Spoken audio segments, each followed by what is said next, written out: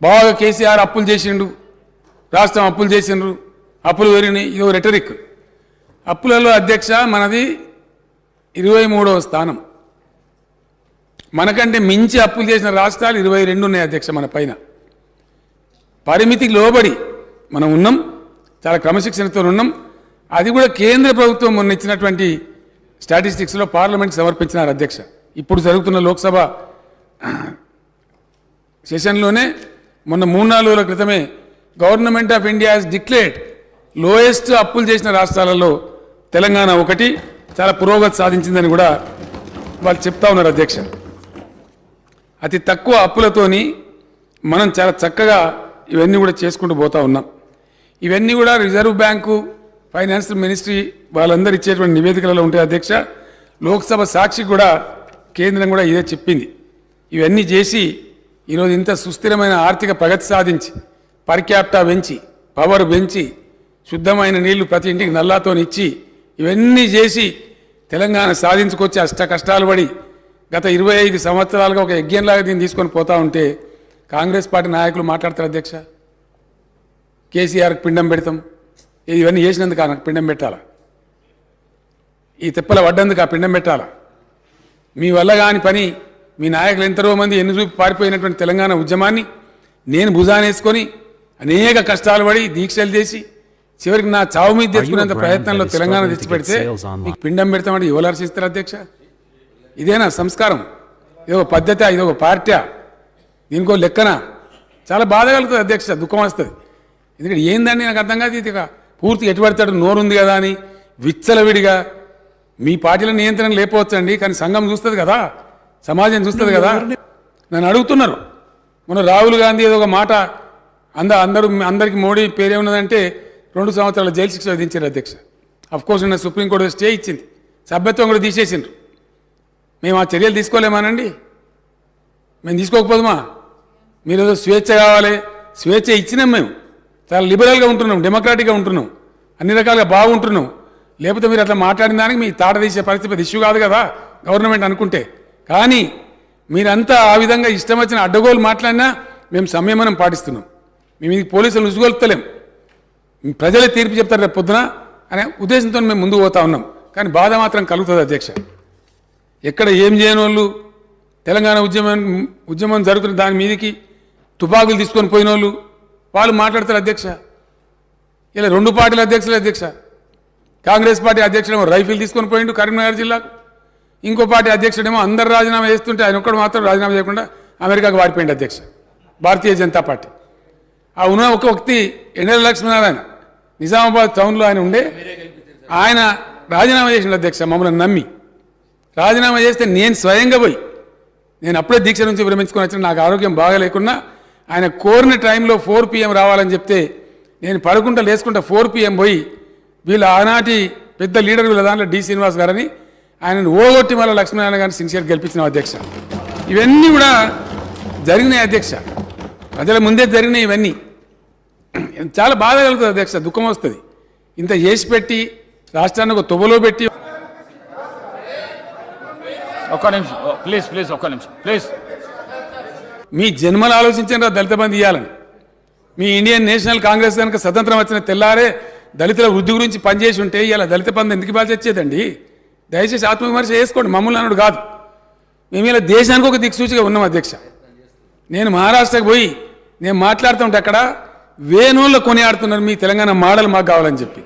వేరే రాష్ట్రాలలో దేశమంతా వీ వాంట్ తెలంగాణ మోడల్ అంటుంటే ఇక్కడ ఉన్నోళ్ళు మాత్రం ఇంత మంచిగా జరిగిందని కనీసం ఒక మాట హర్షించకపోగా ఉల్టా తూలనాడడం, దూషించడం, పిండం పెడతాం, గండం పెడతాం అని మాట్లాడడం. తెలంగాణ ప్రజలు నా మాటలు వింటున్నారు అధ్యక్ష. వచ్చే ఎన్నికలలో ఎవరికి పిండం పెట్టాలో ఇప్పుడు ప్రజలు నిర్ణయించాలి అధ్యక్ష.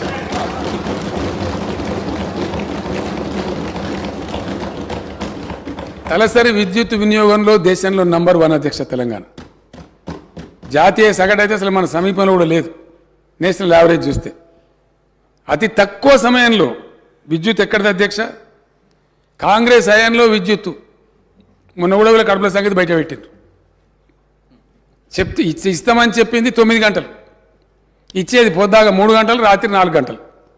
ఆడిపోయి షాకులు కొట్టి సావా, పాములు గరిస్తావా, వందల మంది రైతులు చచ్చిపోయారు అధ్యక్ష. పెద్ద దానికి ఇవాళ 24 గంటల కరెంట్ ఇస్తుంటే దాని మీద కూడా అడగోలుగా మాట్లాడతారు అధ్యక్ష. వాళ్ళకున్న అలవాట్లే ఇతరులకు ఉన్నాయనుకుంటారు. ఎంత క్రమశిక్షణ పాటిస్తే, ఎంత పటుత్వంగా పనిచేస్తే ఇండియా మొత్తంలో అధ్యక్ష దయచేసి ఒక్క పాయింట్ చాలు, ఏదైనా చూడడానికి పరిశీలించడానికి కొన్ని సరిపోతాయి అధ్యక్ష. కొన్ని సూచికలు ఉంటాయి, ఇండికేటర్స్ ఉంటాయి. అన్నం ఉడికిందా లేదని మొత్తం కుండను విసుకము, ఒక గింజను విసిస్తే దాన్ని బట్టి అర్థమవుతుంది. కొన్ని ఇండికేటర్స్ చూస్తే అర్థమైపోతుంది ఏ రాష్ట్రం సంగతి, వాకిలు చూస్తే ఇల్లు సంగతి తెలుస్తుంది అన్నట్టుగా. ఎంత ఇండియా మొత్తంలో ఏ ఒక్క రాష్ట్రంలో కూడా 24 అవర్స్ పవర్ సప్లై లేదు.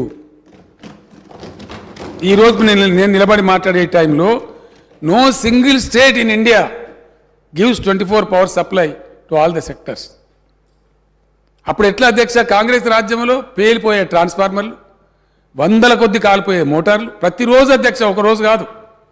ట్రాక్టర్ కాలిపోతే పడ్డ బాధలన్నీ ఊరోళ్ళందరూ తలా 2,000 తలా 3,000 జమ చేసి ట్రాక్టర్ మీద పెట్టి ఎలక్ట్రిసిటీ ఆఫీసుల కాడ పోయి ఎలక్ట్రిసిటీ ఆఫీసుల కాడ ధర్నాలు, భయంకరమైనటువంటి పరిస్థితులు అధ్యక్ష. వీళ్ళు మాకు ఇలా పాఠాలు చెప్తామంటారు, వీళ్ళు మాకు నీతులు చెప్తామంటారు.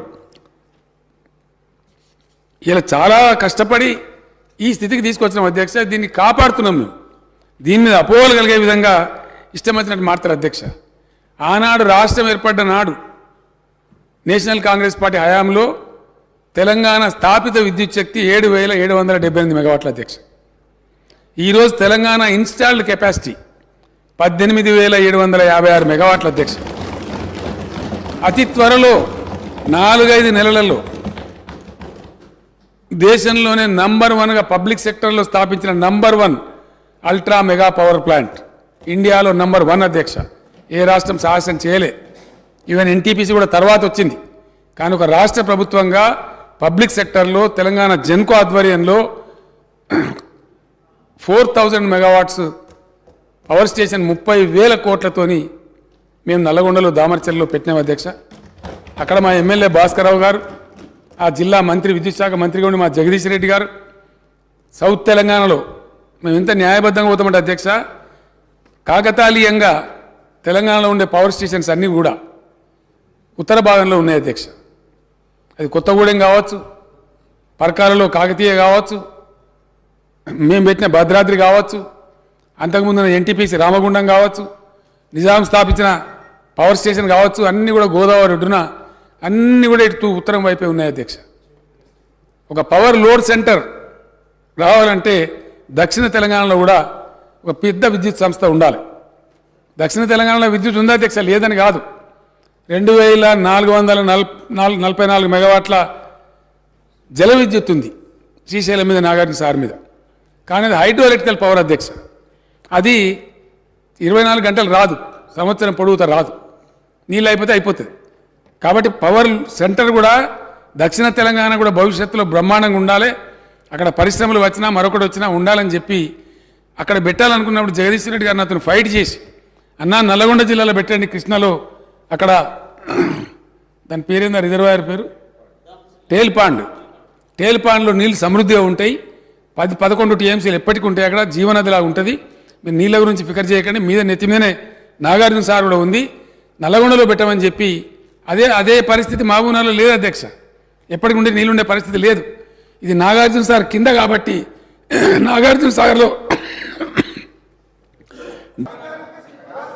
120-130 టీఎంసీలు ఉంటుంది కాబట్టి అక్కడ సేఫ్ అని చెప్పి నిపుణులందరూ నిర్ధారించిన తర్వాత ఇరిగేషన్ వాళ్ళతో కూడా మాట్లాడి భాస్కరరావు గారి సహకారంతో దామర్చెల్లో ఆ ప్లాంట్ పెట్టినాం అధ్యక్ష. ఇటీవల కాలంలో నేను మంత్రి గారు అందరం పోయి అక్కడ తిరిగినాం. చాలా హృదయానికి ఎంతో సంతోషమైంది అధ్యక్ష. దాని మీద కూడా అవాకులు చెవాకులు మాట్లాడతారు సార్. దాని మీద కూడా దాన్ని ఆపేస్తామంటారు అధ్యక్ష. కాంగ్రెస్ పార్టీ వస్తే దాన్ని ఆపేస్తారట. అక్కడ కోమటిరెడ్డి వెంకటరెడ్డి అని ఒక పుణ్యాత్ముడు మాట్లాడతారు. అది ఏం మాట నాకు అర్థం కాదు. 30,000 కోట్లతో అధ్యక్ష ఒక 700 మెగావాట్లే అధ్యక్ష రామగుండంలో వచ్చిన ఎన్టీపీసీ ఫస్ట్ ఫేజ్ జస్ట్ 700 మెగావాట్స్తో బిగినైంది. నేను ఎన్టీ రామారావు గారు ఎంబట ఆయన ముఖ్యమంత్రి కూడా నేను కూడా పోయిన అధ్యక్ష. మొరార్జీ దేశాయ్ గారు ఆనాడు ప్రధానమంత్రి వచ్చి ఫౌండేషన్ స్టోన్ వేసినారు. ఇవాళ రామగుండం ఎంత ఆర్థికంగా, కరీంనగర్ జిల్లా ఆర్థికంగా ఏ విధంగా ఉంది అధ్యక్ష?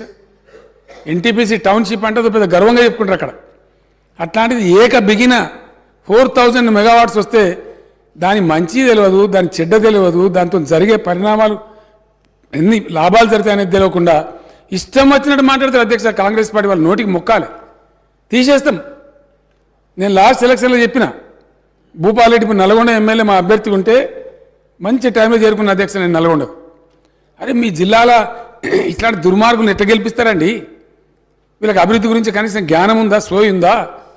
30,000 మెగావాట్లతో పవర్ ప్లాంట్ పెడితే దాన్ని తీసేస్తామనే వ్యక్తిని మీరు నల్గొండలో గెలిపిస్తారా అని అడిగిన నేను, ఓడగొట్టిన అధ్యక్ష. ఇప్పుడు కూడా ఏమంటారు, దాన్ని బంద్ చేస్తారట. కాంగ్రెస్ గవర్నమెంట్ వస్తే దామరచర్ల విద్యుత్ ప్రాజెక్ట్ బంద్ చేస్తాం. ఇది వాళ్ళ మాట అధ్యక్ష.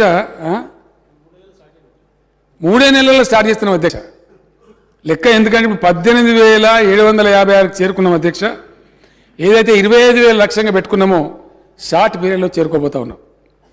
4,000 మెగావాట్ల దామరచర్ల 3-4 నెలల్లో ఇనాగరేట్ చేసుకోబోతా ఉన్నాం అధ్యక్ష. మ్యాక్సిమం 5-6 మంత్స్లో అయితే కంప్లీట్ 4 వచ్చేస్తాయి అధ్యక్ష. అదేవిధంగా ఎన్టీపీసీ